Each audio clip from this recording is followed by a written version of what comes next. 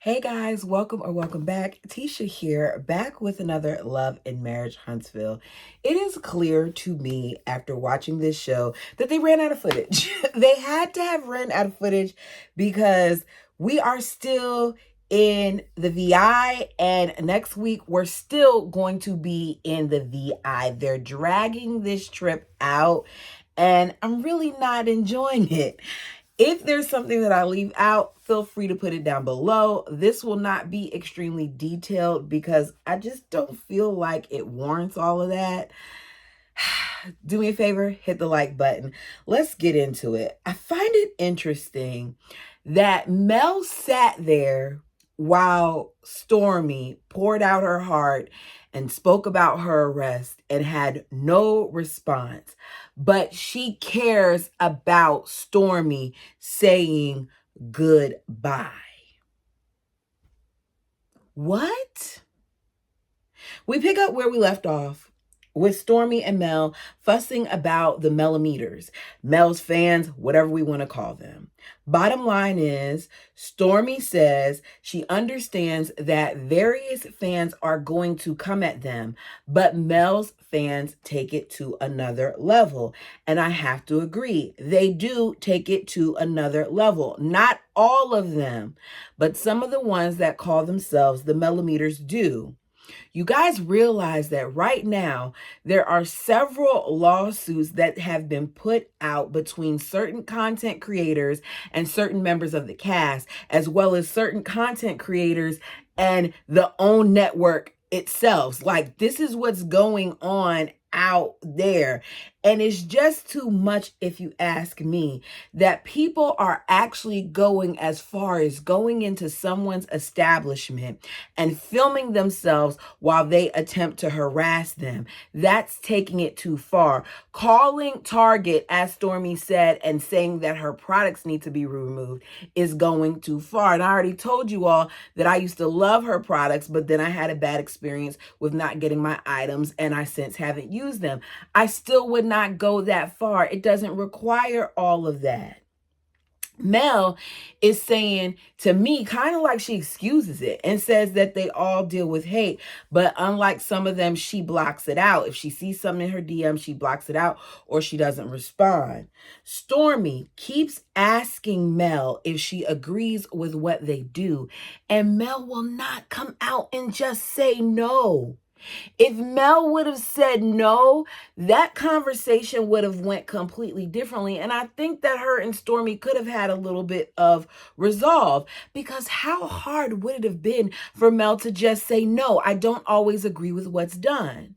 Stormy then tells them that because of the fans, she had to turn herself in because one of Mel's friends tried to get into her establishment while she was going live. They're fussing and they're cussing, and she says that she took out a warrant on me. Mel sits there, as Destiny says, stone-faced, with absolutely no response.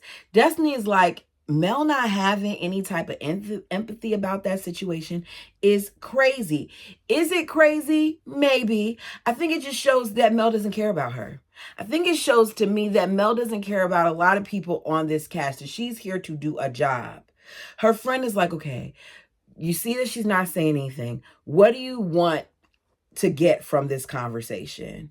And Stormy's like, I want to know if she's okay with it. Mel still doesn't speak up. Instead, her friend is like, no, she's not okay with it. This is what irritates me. You know she's not okay. Did you bring her there to be a mouthpiece? Because Lauren doesn't talk much. So did you bring her there to be a mouthpiece? Because I don't understand why Mel couldn't just say no. Kimmy says sometimes we need to go on record and say that we don't agree with things, because when we don't go on record and put our stance out there, that it fuels the fire. That I agree with. There's a lot of things that Kimmy has done more recently that's gotten on my nerves, especially the way she always seems to be so male identified. But I appreciate her in this moment saying, like, sometimes we got to say the way that we feel so that we can quiet some of the fans. Mel tells us that if a person gets arrested, then you've done something to get arrested for. I don't know whether or not Stormy did something to get arrested or not, but I think that it's kind of jacked up that that's the stance that she takes, because there are people who get arrested who haven't done things. That's why you're innocent until proven guilty. Isn't that what we say here? So the fact that she would take that stance, it kind of makes me wonder, like, Mel, how would you feel if the roles were reversed? Because there's things that you've done in the past that you could have been arrested for. She then says, these are multi-millionaires, but nobody knows how to handle business. As a supposed multi-million-dollar business owner, no one's going to come to my establishment and get me out of character. I don't think you should say supposed. I think that she is a multi-millionaire. With that being said, I don't agree with that, because you don't know how you would handle something if you feel threatened. No one can say what they would do in that moment, because I'm not trying to compare situations, but Mel has gotten out of character before when it's come to Martell. So why wouldn't she possibly get out of character when it came to something like this if she felt she was being attacked? Now, none of us know what really happened because we weren't there. The content creator says one thing, Stormy and her husband say another. Either way, I don't know if anything's come with it or not. Let me know down in the comments if you all do. Mel's like, if it was such a problem, she should have called 911. I do agree she should have called 911 if she was scared. I mean, it could have helped the situation, get her out. Tisha then brings up Martell being in Trisha's DMs. Mel is sitting there to me looking like she wants to cry. I don't know if it's the camera and the angles and how they keep, but she just looked really, really sad in this moment. She says, yes, I was in the DMs. It was a workout. I trained both males and females. I used to, at least. Stormy says, when I asked you about it, though, you denied it. That's the problem that I have with it. And Trish admits that she lied to protect what it could have seemed like. The problem with this whole situation is, Trish, you're the one who made it seem like it was more than what it was. Because Martell actually wasn't saying anything. You're the one who had a problem with him not speaking to you. You're the one that had a problem with him acting like he didn't know you. You're the one who didn't just come out and say what it was, which makes me think that something more did go on. Now, whether or not they had relations, I don't know that, but there was some attraction there and something went down other than, oh, we're going to train. Because if it was really a training thing, why would Martell be worried about the way that she looks? Nell says, no offense, Mel, but Martell is fine AF. I don't really think that he's that fine. It's a preference for everybody else. At the table, a lot of them are laughing and they seem like they disagree. Stormy says, it was disheartening, Trish, that when I asked you, you said no. I don't understand why you denied it. And Trish is like, I denied it because of how it was brought up. We never had any type of sexual relationship or anything like that. And then she tells us, look, I told them the truth, but if they believe me or not, I don't really care. If you don't really care, then why were you not honest about the situation in the first place? You do care. You just got caught in your lie and you continue to lie. Mel's like, look, because they're like, how do you feel about the situation? Mel lies to me and says, I have no feelings about the situation. I think it's just another time that Mel realized that he cheated on her yet again. She's like, we got another day and a half here and I just want to enjoy what's left of the vacation. End of that. It's the next day. Trish and Stormy are leaving. They say goodbye to just Tisha and Kimmy that we see. Mel meets up with Kimmy and Tisha, and they're in the pool. They tell her that despite the tough conversations, that a lot of things have ended and resolved. She said Destiny sitting beside her was a little weird for her. She doesn't understand why she's trying that hard, and I don't understand why she's trying that hard either. She then says that she did shut down with the situation with Stormy talking and Stormy saying what she was saying because she didn't want to say anything crazy. They let her know that the two ladies left and that they could have said goodbye. Kimmy says that she did not want Tisha to bring up the situation with that many people around, and she told her not to. But Tisha likes to stir up the mess too, and Tisha has to keep the storyline going because Tisha doesn't have anything to give us at this point, and Trish is her storyline. So she brings it up. And she's like, look, I just brought it up because I didn't know the timeline and I thought we were all at the table. So best time to do it so everybody can hear it. Mel says, when it comes to her, I feel like she lies too much. 1 minute he's her fiance, then the next she's still married. I don't trust her. The truth doesn't change. Kimmy's like, I told her that she was cool, especially after hanging out with her a little bit on this trip. But the situations that you bring do have us, questioning a lot. Mel then points out that Trish has the nerve to be so opinionated about Sonny and the Moses situation when she has her own situation. That is true. Bottom line is, she feels like the people who needed to go went. The ladies let her head out for a ride on a catamaran. The drinks are flowing. The food is there. The vibe seems good. Kimmy says, this is what a girl's trip is supposed to be. It's supposed to be a zen moment. Meanwhile, Mel is sitting over there complaining about Stormy and Trish not saying goodbye and how common courtesy when you're taught by your parents at a young age of 2 and 3 is to say goodbye. I need for Mel to let it go. Why would Stormy say goodbye to you when you gave her your butt to kiss when she was trying to get you to say that that situation was wrong? The same acknowledgement that you wanted from Stormy is the same acknowledgement that she wanted from you about your fans, and you couldn't do it. So don't expect her to overextend herself anymore. She left.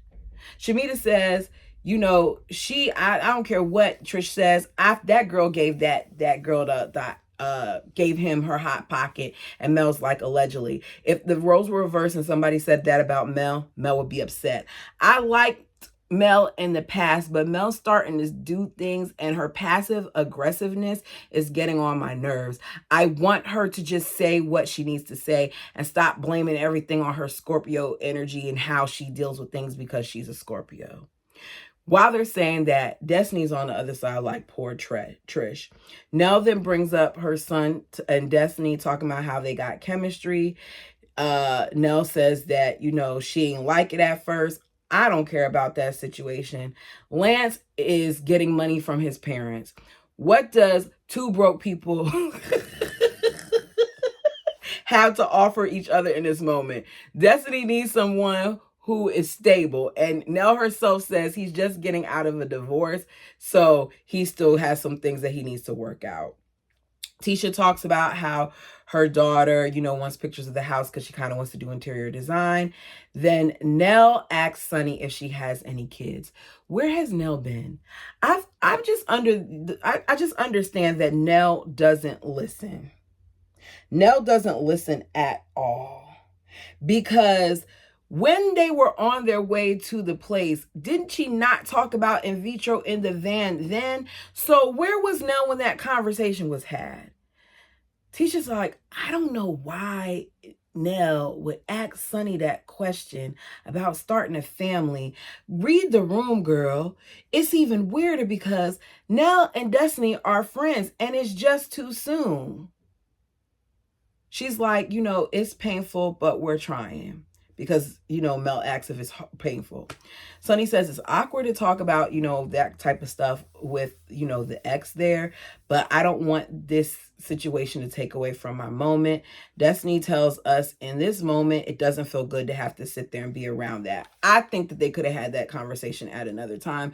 It's very clear that Destiny still has feelings about Moses. But Destiny, it seems like you dodged a bullet because from what I understand, he's locked up again. Mel's like, everybody go around the boat and let's describe, things for the trip in one word. Nell says exhausting. Mel says freeing. Her friend Shabita says grateful. Sunny says clarity. Kimmy says revealing. Destiny says a lot. Lauren then says, I don't talk a bunch and I'll do a whole bunch of stuff, so it's a lot for me too. Tisha says growthful and maturity. Then she says growth. Mel's laughing about it. I mean, I misspeak all the time. I get that it's funny, but it is what it is. So the ladies are supposed to write the word down, put it in a bottle, send it off to the sea. So they're just going to trash the sea. Next, we see the guys. The guys meet up for archery. Ken is the best, it looks like, because he actually had a bullseye. Some of the other guys do very well. Martell then asks Moses if he's gonna buy the house or not. And Moses goes in a roundabout way saying, like, maybe as an investment property, but it's too small for us. We need something bigger. I personally feel like they weren't ready yet. I don't even really think that they were moving out there. I think that they just wanted to be on this show. They want something bigger for themselves. Martell says, whatever you want, I can build it. How when you don't have a builder's license? How are you getting around this? He then asks, about Destiny and if they're in love, and he says Destiny still loves me, and he's telling us that's his way of saying that he still loves her. He's like, I got love for her. I've known her for 15 to 16 years, but my wife isn't going for that. He says our friendship, our relationship fizzled out, and we weren't seeing each other. We haven't seen each other for 8 to 9 months. The story keeps changing, and I'm over it. I don't care. Really, it doesn't matter. Martell says, we don't know who the side chick is going to be. Moses is like, my wife is my wife. They're all disgusting because Moses, just say there will be no side chick. Let's not talk like that. I respect my wife. But he doesn't respect his wife. And if I'm being honest, I think he's with Sonny out of convenience. Now Martell is trying to act like in the confessional that he's not going to sell the house because, he values his friendship. You're not selling it because he doesn't want it and because they can't afford it. Then you have the men who keep on bringing up how the ladies are having all these little spats when they're just as messy. They have so many secrets on each other, though, that I think they handle it a little differently because they know that if they go too far, those secrets may be revealed. The subject of Trish comes up. Martell says, ain't no female training me. Ken says, she's good. She's trained me before and she's tough. Marceau says, did she even ever train you? Because I heard something different. I heard you slid in the DM. He says, yes, there was a DM slide. Ken says, it was before me. No, it wasn't. Because you told us at first you were with her for 5 years and this story supposedly happened 4 or 5 years ago. So which is it? He says, 5 years ago, Marceau and Martell say he was married. And they're like, oh, wait, you were taking a break. Ken starts telling the story that she told him, which was years ago. She went over there to train him at his house. Martell says, no one's going to try to downplay me. If I liked it, I liked it. At that time, she wasn't as bad as she is now. Meaning, he didn't try to do anything with her because he didn't like the way she looked when she was at the house. He says she seemed cute. He lets us know they slide in the DMs, and then he makes the decision on whether or not he wants to F once he sees them. This is the way that these grown behind men are talking. It's a mess, and it just has me looking at them like they're disgusting. Bottom line is, Ken says he didn't like that Trish didn't tell him, that she kept it a secret from him. Marceau says Ken doesn't know what happened. The only person who's out here right now who does is Martell, and I believe Martell. Courtney says, Ken is a really patient man because I personally could never put myself in a situation to be with someone who has a situation like that. I'm with Courtney. Courtney then dips. Courtney isn't for all the mess that these guys do. He lets, they ask about, Ken asks about the whole situation with Marceau and Trisha's husband. And he says, he came to the bar, told me that you're trying to move in and all this other stuff, that you trying to replace him and all that other stuff. And I basically let him know that he needs to humble himself and respect, the situation and thank you. Ken says, he knows he didn't want her. I know he didn't want her. He just didn't want her to be with anybody else. I've been in a situation before with another married woman, and it's hard for them to just peace out. And everybody's looking like another married woman. Oh, so you just like to be the side person. Ken, you need to check yourself, bro. Because why is it that you keep on finding yourself in these situations? I personally don't trust Trisha. It seems to me, or Trish, that everything that she says has like a little hint of lie to it. The guys want to know why they're still married. If you've been with her for so long, if this is your person, if this is what it is, why are you still married? You guys, let me know what you thought about this one. Tell me, do we believe whether or not, based on what we've heard and what we've seen, do you think that there was more to Martell and Trisha? Yes or no? Until next time.